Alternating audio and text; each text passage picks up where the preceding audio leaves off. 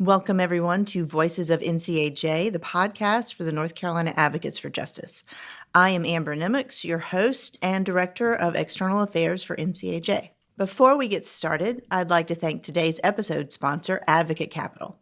Advocate is passionate about helping plaintiffs' attorneys get better results for clients, mainly through their AdvoTrack case expense funding service. It allows firms to track case expenses and recover borrowing costs, which makes the net cost of borrowing zero on cases they win. You can learn more at advocatecapital.com. My guests today are Jacob Morse and Spencer Fritts. They are both leaders within NCAJ's New Lawyers Division and NCAJ Next Fellows who graduated in the inaugural class of 2022. Last year, Jacob and Spencer started their own firm, Morse Fritts, based in Raleigh and focusing primarily on personal injury cases. It's a partnership that owes a lot to NCAJ since that's how these two partners became acquainted. And Jacob and Spencer's will be with us celebrating all things NCAJ at Convention, which is coming right up in Charlotte, June 18 through 21. If you want to learn more about that and how to register, you can go to ncaj.com/convention-2025. Jacob, Spencer, thank you for being on the podcast. Thank you, Amber. Thanks for having us, Amber. Absolutely. So, first up, talk to me about how you two got to know each other. Were you familiar with one another before Next, or was that how you really bonded? Yeah, Jacob, you want me to take that one? Yeah, you want to talk about Craigslist, the post you put up? Exactly. So Jacob and I, we were a year apart at Campbell, and we knew of each other, but didn't really have that much of a relationship. Really, it was the next class that was a pivotal part in forming our friendship. We hit it off there, and we've become friends ever since, and really just owe it to Next for us starting this firm together. Yeah. Cool. I wasn't cool enough to run in Spencer's circles at Campbell. So wasn't until we were lawyers and both plaintiffs' lawyers that we really got to know each other. And it was definitely through traveling the state, going to different Next classes and meetings and events. Mm-hmm. So what are the class sizes like at Campbell Law? I guess I had a feeling that it was a smaller school, that more folks would be familiar with each other, no matter what class they were in. So I think it's grown. I know that they just graduated the biggest class they've had. Mm-hmm. I want to say I graduated with around 150 folks, but Okay. the way it's segmented, just any law school's experience, if you're a 1L, it's like you're in a different universe than the 2Ls and the 3Ls. So I would say that's probably to blame. I'm sure Spencer and I saw each other at events plenty, but just different years. Interesting. Yeah, I think that's exactly right. Mm-hmm. And so getting out of law school, even if you have like a bunch of classmates, you still really need, especially if you're in a smaller firm, you still really need an organization like NCAJ, right? Certainly. The listservs have been invaluable, and just getting to go to socials together, you meet other attorneys who become referral sources for you. NCAJ is certainly important, especially for those small firms.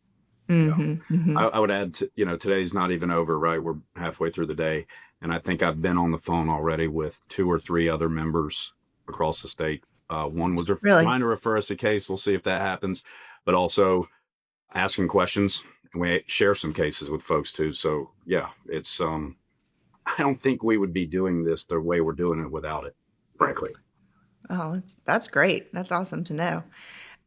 So what was your participation in NCAJ like before the Next program? I'm always curious to know how good a job we're doing as a membership organization of making people feel like members from the outset.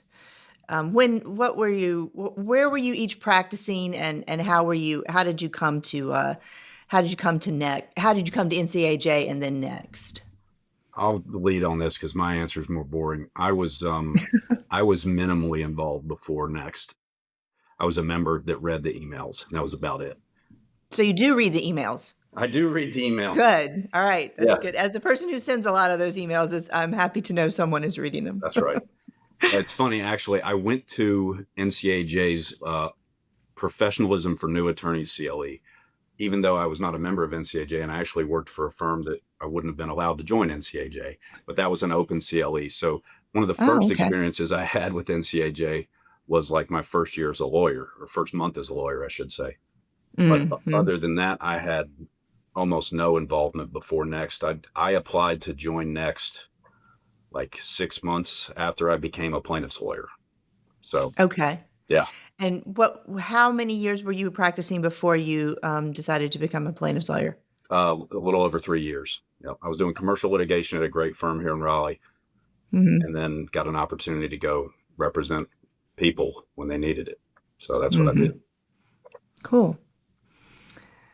Spencer, how about you? Yeah. So after I graduated law school, I spent 2 years at the Court of Appeals clerking with Judge Hanson, and then joined a small plaintiffs firm called Oxendine Barnes and Associates here in Raleigh. They were NCAJ members. They encouraged me to join.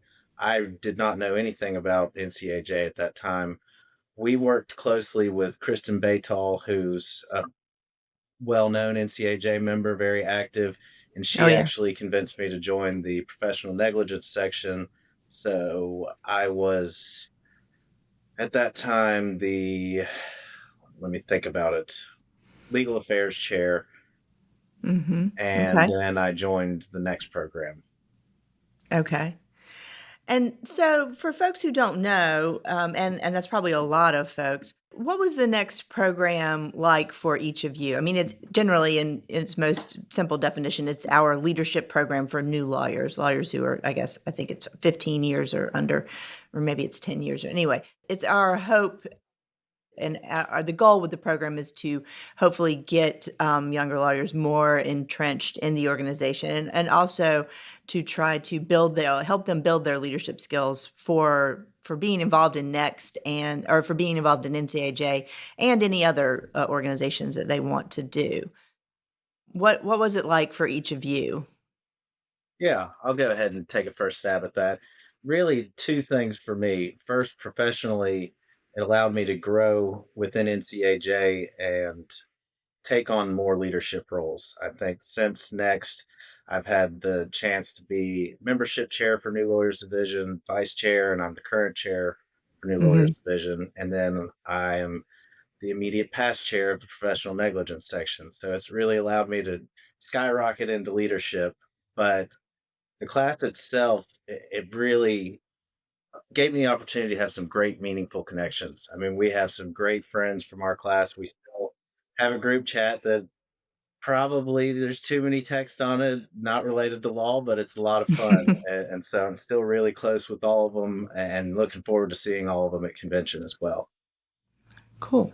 Yeah, I would obviously echo what Spencer says, but I would add, it was a great excuse for me as a young lawyer to get up from behind my desk, which I'm no stranger to doing, and going to hang out with other young lawyers across the state and learn about their practices, to see there are different ways to represent clients, to do litigation, to appear in court, and to Spencer's point, to network. And I mean, we still talk, weekly with our entire cohort. We have a group thread that we keep in touch with. We ask silly questions. We share war stories. We, ask for referrals, advice, connections. And so it's just continued I guess it's been 3 years since we graduated somehow, but I wouldn't trade that. And I would recommend it to anybody who's a young lawyer and a member of NCAJ, because it's nothing but a benefit. It really is. Yeah, fantastic. How did the two of you decide that you were going to take on the adventure of becoming law partners and starting your own firm? How did that? I'm always very curious how people decide, because it's a huge leap. How'd that happen? You want me to go? You want to go? Yeah, take a stab at it. So Amber, we were like 6-7 years out of practice at that point. And it was really, we met in Next, that we talked about that, but we were at a point in our careers where we had to decide what we wanted to do. And there was always this itch that was needing to be scratched to run our own business, to be our own bosses, to take our own cases, to try our own cases, and be responsible for it. And I think we found that out through these discussions we had as friends. You know, we hung out with other folks outside of our Next class. We talked to other people who took the leap, made the jump, and it was confirmed almost every time we spoke with someone who had done it. It was like, yeah, we're doing this thing. Like, what? It was a joke at first, Amber. We were joking about it. We were, because we were at great firms working for great people. And, you know, some people thought we were crazy for doing it, and I don't blame them sometimes. But after a while, it was like, we can do this. Yeah. Awesome. And I think Jacob hit on a good point. We talked to a lot of other NCAJ members that have done this, and just as NCAJ always is as a whole, its members are so supportive. And everyone we talked to, it wasn't, oh no, y'all are making the biggest mistake of your life. It was, y'all have got this. You're going to kill it. Go do it. And it's that support from NCAJ that was really kicked it over the edge and gave us the confidence to jump out and start our own firm. Awesome. That's terrific. And how long you guys, it's been little less than a year? So been that you almost 8.5, 9 months now. Yeah. Okay. All right. So yeah, great. We haven't had the 1 year celebratory party yet. All right. Well, we'll be looking for our invitations to that whenever you do. Yes. So, and how did your participation in Next help you or boost you? You've talked a little bit, Spencer, about how now you've like worked your way up into like positions of leadership in the new lawyers division and where you're chairing it now. And how did your experience being involved in the Next group help you take on those roles, either in NCAJ or outside the organization? Because I know, Jacob, you have been very heavily involved with the mock trial program and like taking taking law students mostly, right? Yep. Beyond that.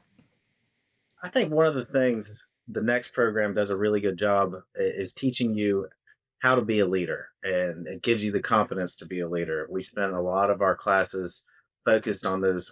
What qualities make a leader? What qualities do you need to exhibit to be an effective leader? And I think the Next program really gives you that confidence to become a leader within your own organization and other organizations.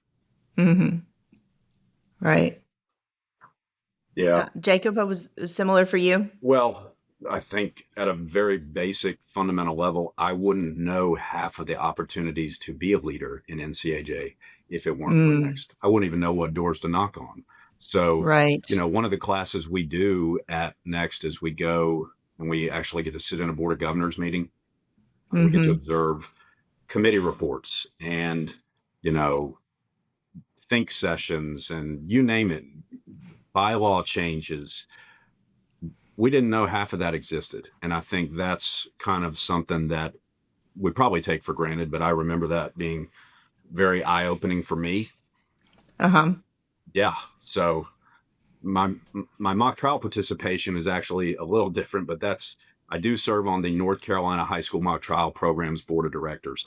And NCAJ has been one of the biggest benefactors of that group and organization for years and years. And I think that's a great program. It helps students. Frankly, I did that program when I was in middle school and high school. Did you? Yeah. And oh, wow. So cool. Or you made it. Yeah. And I had no idea what NCAJ was back then, but I'm really glad that they, you know, pitched in financially and otherwise to help make that program happen. But now it's a joy to serve on that board alongside some other great members who've rolled up their sleeves and put some time into that. It's a tough thing to pull off, but it's very meaningful. So, Jacob, did you always know that this was your calling? You wanted to be a lawyer ever since middle school mock trial? Well, I thought I was going to be a starting safety for the St. Louis Rams for a while.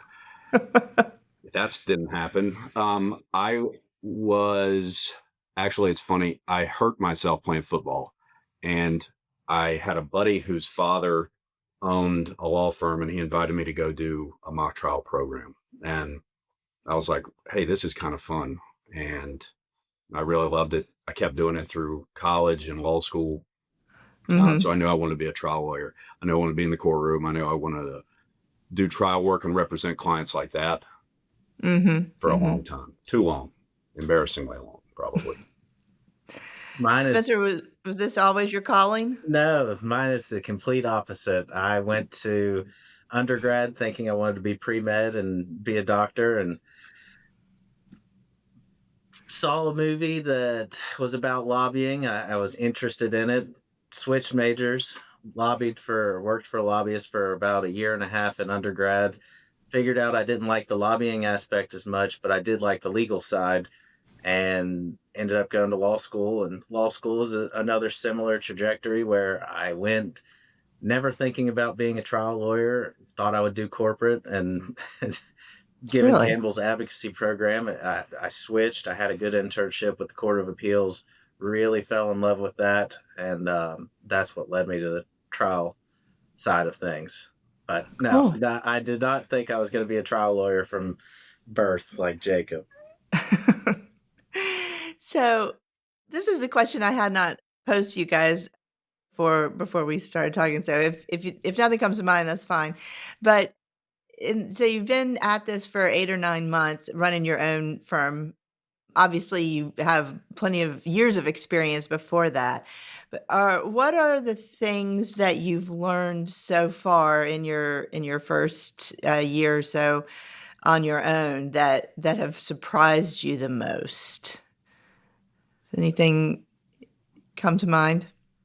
Yeah, I can tell you the amount of admin work and the time I spend not practicing law. I had been told by several NCAJ members how much that would take up your time as a firm owner and manager, and I guess I didn't take it to heart. And now that we've been up for 8 or 9 months, I see it.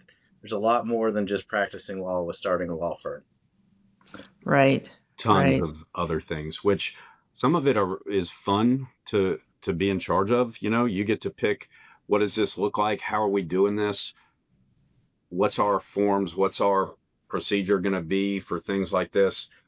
How do we make, our lives more efficient? How do we, use different tools, things like that, which is fun. But it is something you didn't really have to worry about when you weren't running the place, or you weren't even invited to help worry about when you weren't running the place. But now that's part of our lives. And I tell people who ask, I'm working so much more now, Amber, but it's a different feeling. It's ours.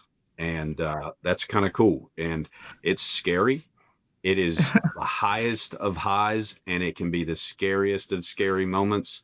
The buck stops with us, and that's not lost on us.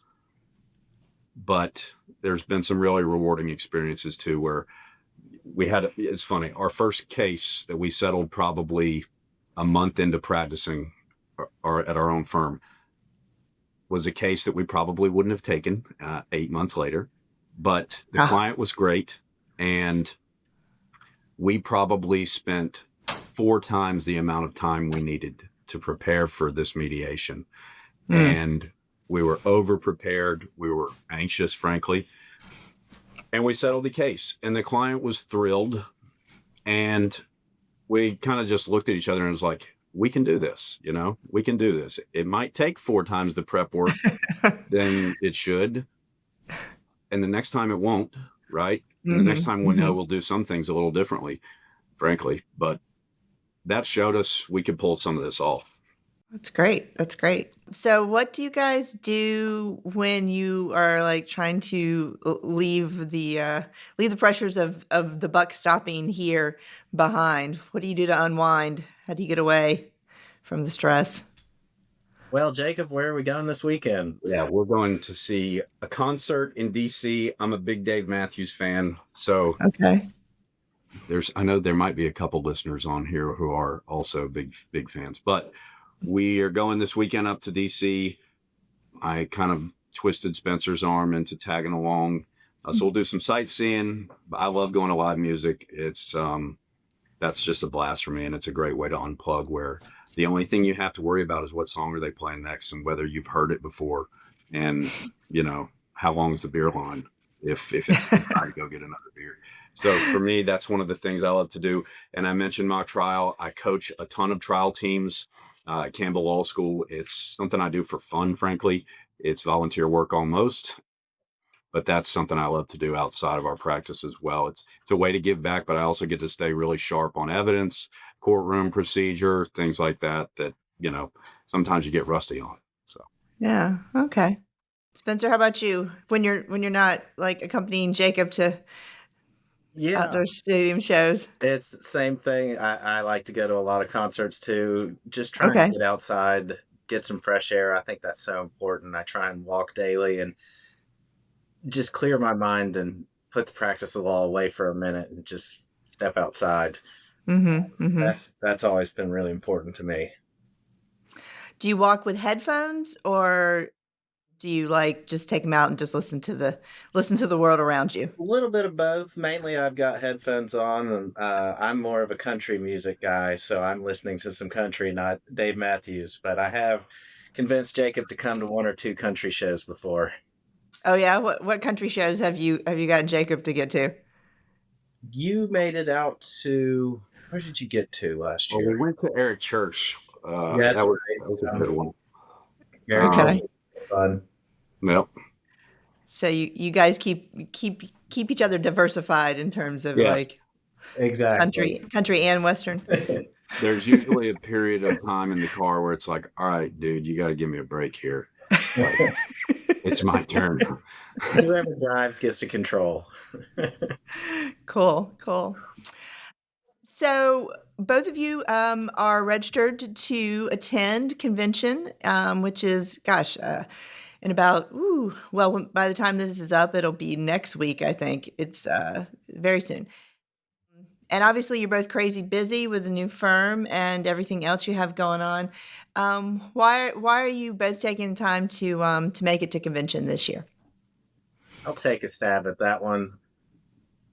First off, I'm being forced to be there. I have to lead the New Lawyers Division annual meeting, but I'm sticking around for all the fun.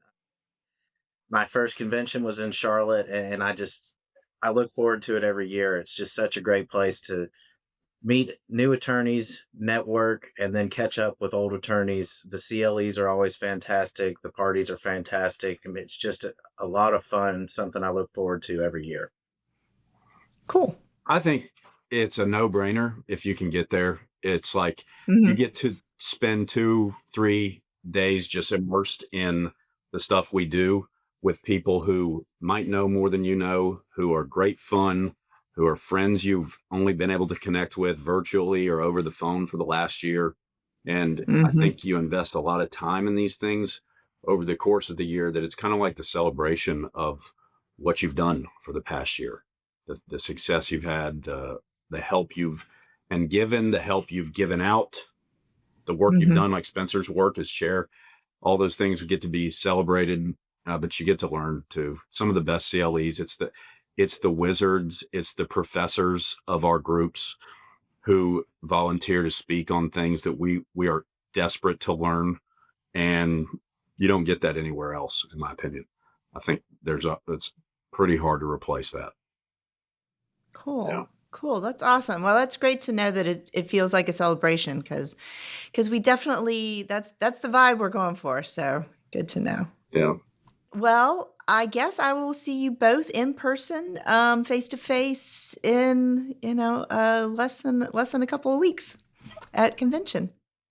Thank you guys so much for taking the time and being on the podcast, and for continuing to support NCAJ with your membership and your leadership and all that you do.